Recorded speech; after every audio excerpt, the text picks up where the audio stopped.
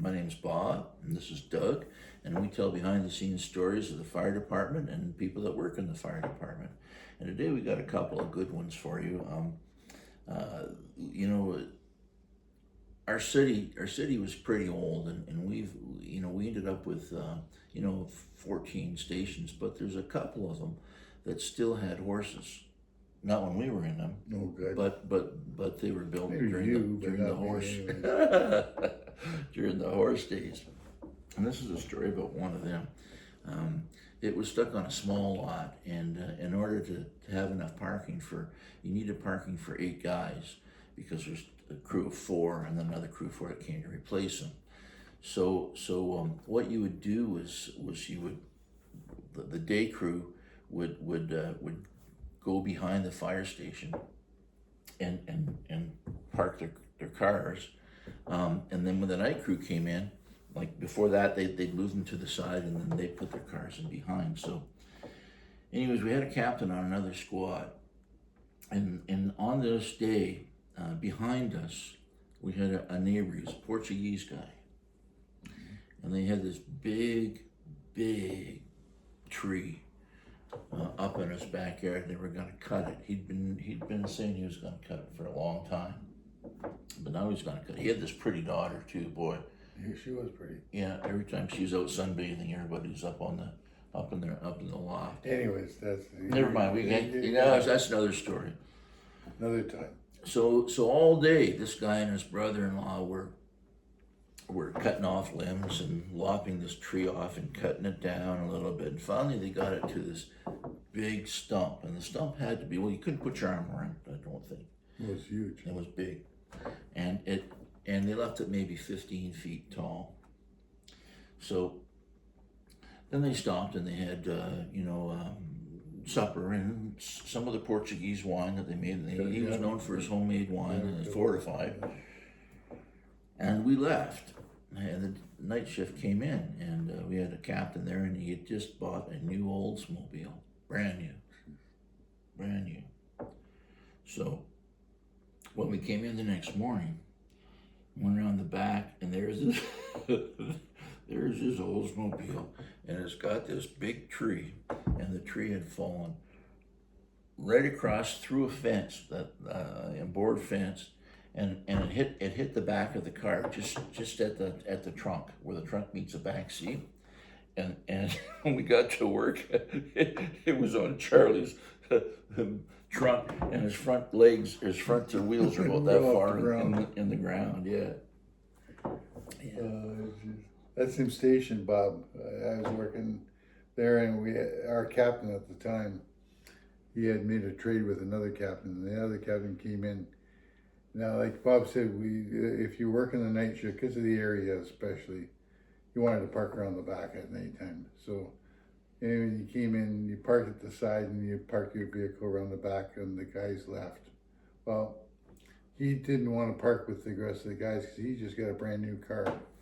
So he parked over in the corner. Well, one of the guys from the off-duty shift came in to have a visit, and he took him out there to show him his car, his brand new car. He looked at the car. Well, this guy is known. He's known for accidents. He's accident prone.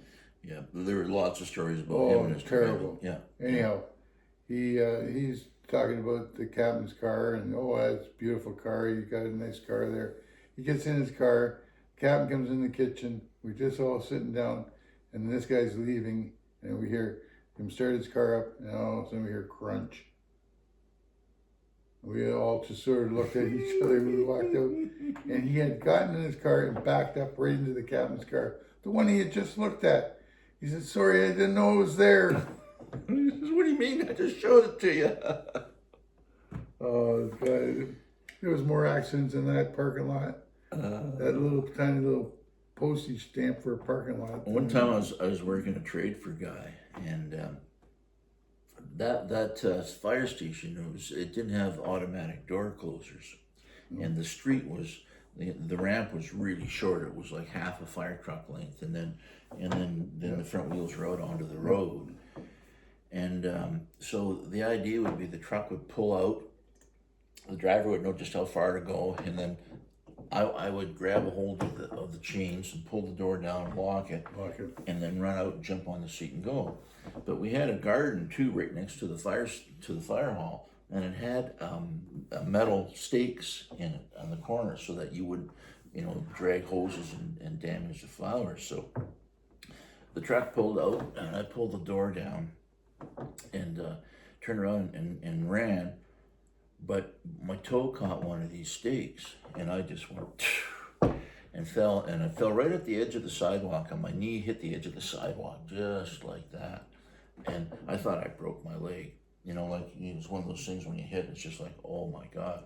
So I sort of crawled the rest of the way, got myself onto the truck, and on the way over, I said to the captain, I said, Cap, just drop me off at the hydrant. I can catch a hydrant, but I don't know if I can come and do anything for you.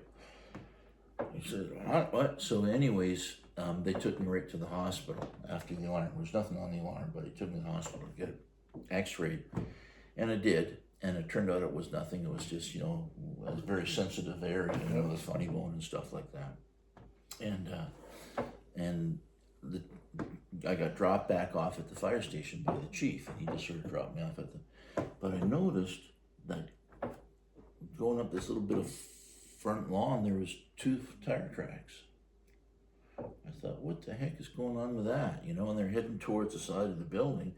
And then I looked over there, and there was a car there that I didn't know, and he'd obviously come up over the ramp, at an angle, and over the grass, and so I go in, and the captain's door is open, and when I look in the captain's, there's this guy sitting in the captain's chair. I had no idea who he was. The guy who was driving the car. And I figured that, but he goes,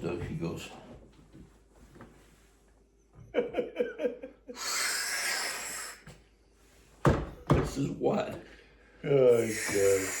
They're looking for me. I guess he must have been chased by the police. That's why he came up. It's fitting for the area. Yeah. So anyways, I'm thinking, oh, Jesus, what am I going to do here now? Like the truck's not back. The truck was out, right? And so it just happened. One of the other guys from another squad came in to pick something up out of his locker. And it was Wayne Brown. I said, Wayne, this guy's in sort of some trouble. I said, he just lives about 3 blocks from here. But he can't drive. Can you take him home? And Wayne says, well, yeah, I can take him home. Yeah. So he gets in the car and puts this guy in the car and backs out and goes, and he walks back to the fire station in about half an hour. And I said, wow. He says, Wayne said, I can't believe what just happened. I says, what just happened? He says, I went to the door, knocked on the door, and all of a sudden this lady comes to the door, and she starts in on me. I couldn't get a word in edgewise. Meanwhile, her husband's back behind going. So his wife was blaming Wayne for taking this guy out and getting him pissed on a Saturday afternoon, right? And bringing him home. Oh, God. Yeah, those are 2 5 stories. Yeah. So anyways, I guess that's all we got to tell about number 5 company. Yep. Except there were ghosts there. Oh, yeah. It's definitely haunted. It turned into a head shop. And they closed it down, and now it's a head shop, unfortunately. But I went in one of these way back when, and I talked to the guy, and I said, so have you ever seen the ghost? He says, yeah. He says, we have. He says, it's up there. I said, yeah, because there was one in the loft there. Yep. So, but anyways, thank you for tuning in, and I hope you liked the story as much as we liked telling it. If you did like it, please press the like button. And please press the follow button. We post every Friday, and if you press the follow button, we'll just automatically come to your mailbox. So thank you. Goodbye. Stay safe. Bye now. See you next week.